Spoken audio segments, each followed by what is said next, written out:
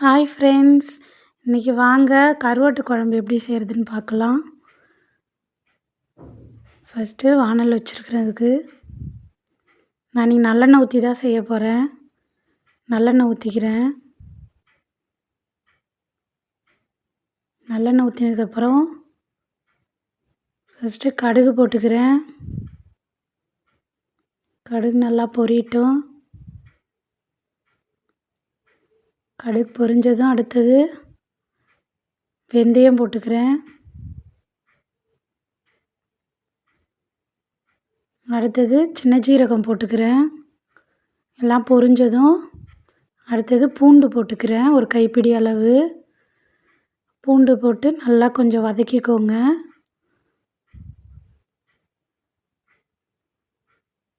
வதங்கினதுக்கப்புறம் சின்ன வெங்காயம் போடுறேன். சின்ன வெங்காயம் போட்டிங்கன்னா குழம்பு இன்னும் ருசியாக இருக்கும். கருவேப்பிலை போட்டு பொரிய விட்டு அடுத்தது சின்ன வெங்காயம் போட்டுக்கிறேன்.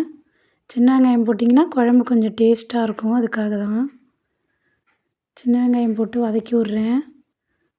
கூட கொஞ்சம் கல்லுப்பு போட்டுக்கிறேன். கருவாடுலே கொஞ்சம் உப்பு இருக்கும் இல்லையா, அதனால் கல்லுப்பு கொஞ்சமாக போட்டுக்கிறேன். உப்பு பார்த்து போட்டுக்கோங்க. மஞ்சத்தூள் 2 ஸ்பூன் போட்டுக்கிறேன்.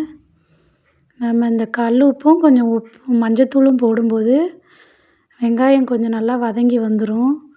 அடுத்தது தக்காளி போட்டுக்கிறேன். தக்காளி போட்டு நல்லா வதக்கி விடுங்க.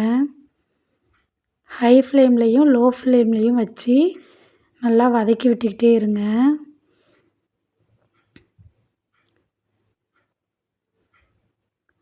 புளி ஊற வச்சுருக்கிறேன். கருவாடு நல்லா வாஷ் பண்ணி வச்சுருக்கிறேன். கருவாடு இங்கெல்லாம் ஒரு பாக்கெட் 30 ரூபா விற்கிறாங்க. குமரன் கருவாடு.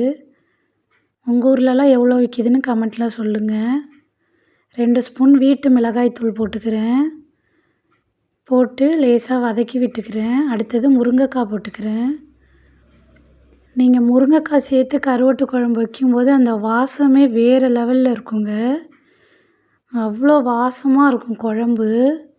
காய் நீங்கள் எந்த காய் வேணாலும் சேர்த்துக்கலாம். சில பேர் கத்திரிக்காய் சேர்ப்பாங்க. நான் முருங்கைக்காய் சேர்த்துருக்குறேன். முருங்கைக்காய் சேர்த்து கருவாட்டு குழம்பு செய்யும்போது வாசம் நல்லாயிருக்கும்.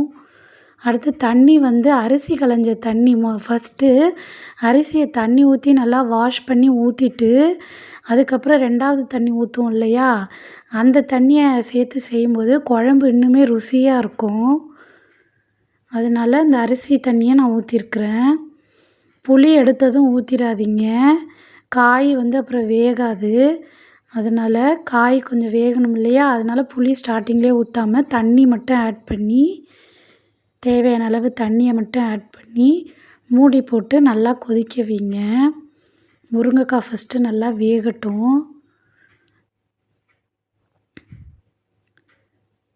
ஒரு 10 நிமிஷம் ஆயிடுச்சு. திறந்து பார்க்கலாம்.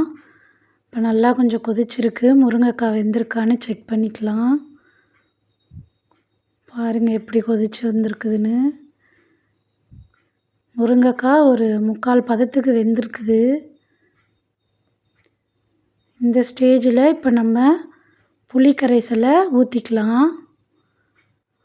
ஊற்றி இப்போ இது நல்லா ஒரு 10 மினிட்ஸ் கொதிக்க விடுங்க. கருவாடு கடைசியாக தான் போடணும், ஏன்னா கரைஞ்சிரும்.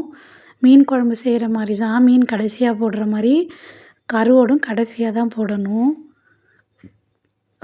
இப்போ நல்லா கொதிச்சிருச்சு பாருங்கள். இந்த ஸ்டேஜில் கருவாடு நம்ம சுடுதண்ணியில் 2 டைம் வாஷ் பண்ணணும். கருவாடை வாஷ் பண்ணி வச்ச கருவாடை இதில் போட்டுக்கலாம்.